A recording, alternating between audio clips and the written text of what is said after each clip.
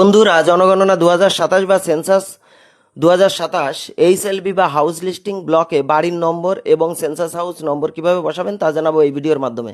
তার আগে বলি, আমার চ্যানেলে নতুন হলে এরকম ইনফরমেটিভ ভিডিও পেতে পেজটিকে ফলো করে পাশে থাকুন।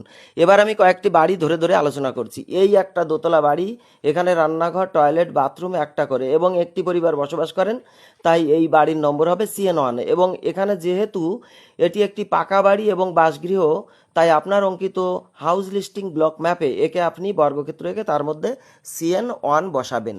এখানে ব্র্যাকেটের বাইরে কোনো কিছু লেখার প্রয়োজন নেই। এই একটা বাড়ি, এটি একটি কাঁচা বাড়ি, কিন্তু দেখতে পাচ্ছেন এখানে দুটো আলাদা আলাদা দরজা রয়েছে এবং সার্ভে করে জানতে পারলাম ঘরের মাঝ বরাবর আলাদা বেড়া দিয়ে দুটো পরিবার বসবাস করেন। তাই এখানকার বাড়ির নম্বর হবে CN2 এবং ব্র্যাকেট হবে 2, কারণ এটি একটি বাড়ি হলেও দুটি সেন্সাস গৃহ ধরতে হবে। এর চিহ্ন ত্রিভুজ এঁকে তার মধ্যে CN2 বসাবেন এবং বাইরে ব্র্যাকেটে 2 দেবেন। এই একটি বাড়ি কাঁচা এবং পাকা বাড়ির সম্মিলিত রূপ। বাসগৃহটি পাকা এবং রান্নাঘর কাঁচা। এই বাড়ির বেশিরভাগ অংশ পাকা বলে একে পাকা বাড়ি হিসাবে ধরতে হবে এবং একটি পরিবার বসবাস করেন, তাই বাড়িটিকে পাকা বাড়ি হিসাবে গণ্য করে, এবং যেহেতু বাসগৃহ তাই এর ক্ষেত্রে আপনি বর্গক্ষেত্র এঁকে তার মধ্যে CN3 বসাবেন। এবার কিছু কথা বলি। স্বাভাবিক পরিবারের ক্ষেত্রে প্রথম থেকে শেষ পর্যন্ত আপনার সমস্ত প্রশ্নের উত্তর কমপ্লিট করতে হবে। বিদ্যালয়ের ক্ষেত্রে, ICDS কেন্দ্রের ক্ষেত্রে 1 থেকে 7 পর্যন্ত প্রশ্নোত্তর পূর্ণ করতে হবে। তবে একটা কথা বলে রাখি, প্রাতিষ্ঠানিক পরিবার যেমন হোস্টেল, বৃদ্ধাশ্রম, জেলখানা ইত্যাদিকে 999 দিয়ে বাড়ির নম্বর ফিল আপ করতে হবে এবং এই ক্ষেত্রে 1 থেকে 11 পর্যন্ত প্রশ্নের উত্তর ফিল আপ করতে হবে। এই আর একটা দোতলা পাকা বাড়ি দেখছেন, এই বাড়িটিতে দুটো ভাই বসবাস করেন। এখানে এই সামনের দিকের যে দরজা, এই দরজা দিয়ে বাড়ির যে বড় ভাই তার পরিবার ঘরে প্রবেশ এবং বের হন। এই সম্পূর্ণ অংশটাই এই বাড়ির বড় ভাই ব্যবহার করেন, তাই এই বাড়ির একটা অংশকে একটা সেন্সাস ঘর ধরা হবে।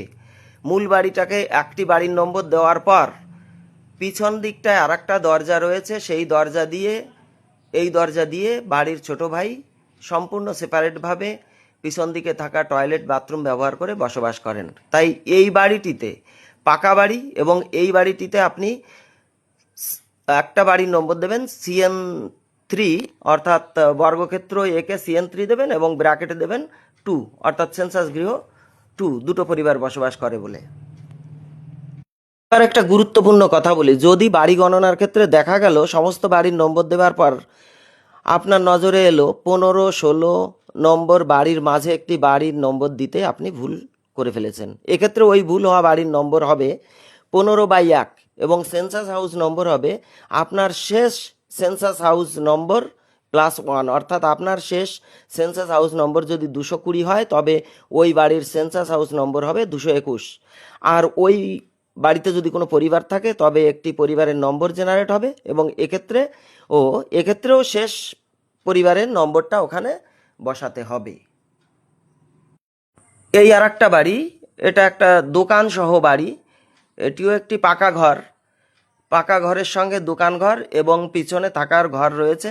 সুতরাং এটি একটি পাকা বাড়ি এবং একটি পরিবার এখানে বসবাস করেন।